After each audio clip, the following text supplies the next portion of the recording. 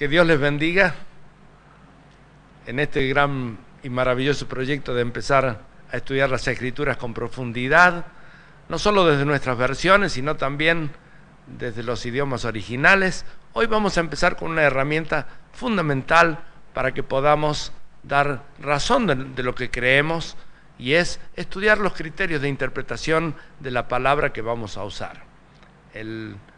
El primer aspecto que vamos a ver sobre los criterios de interpretación es algo que se enseña en literatura cuando se analizan las obras, y tiene dos principios básicos. El primero de ellos es que debemos siempre mirar el contexto, porque una escritura fuera de contexto puede producir un pretexto.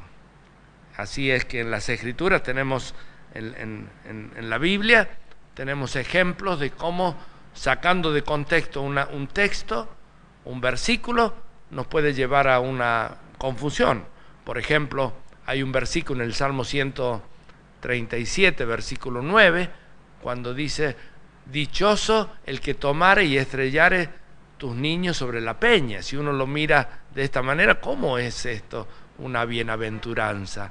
Pero cuando uno mira el contexto, se encuentra con que este es el lamento de los cautivos de Babilonia.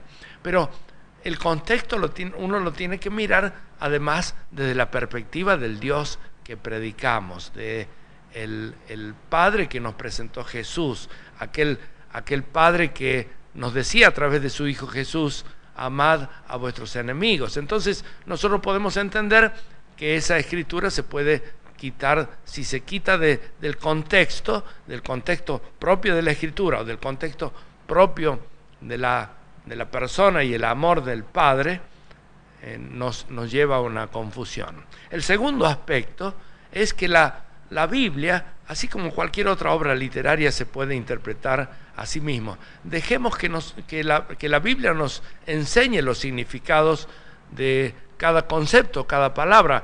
Un ejemplo en San Juan capítulo 14, cuando está hablando el Señor Jesucristo y dice: no se turbe vuestro corazón, creéis en Dios, creed también en mí, en la casa de mi Padre muchas moradas hay.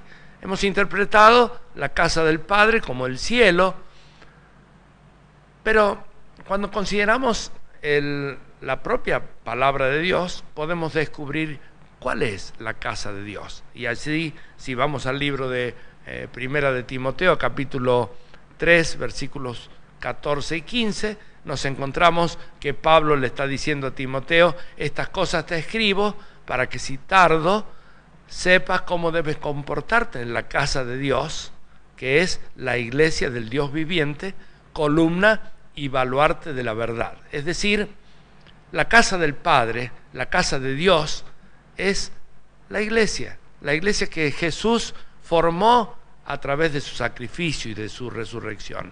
Entonces, la propia palabra define cuál es el concepto de la casa de Dios o la casa del Padre.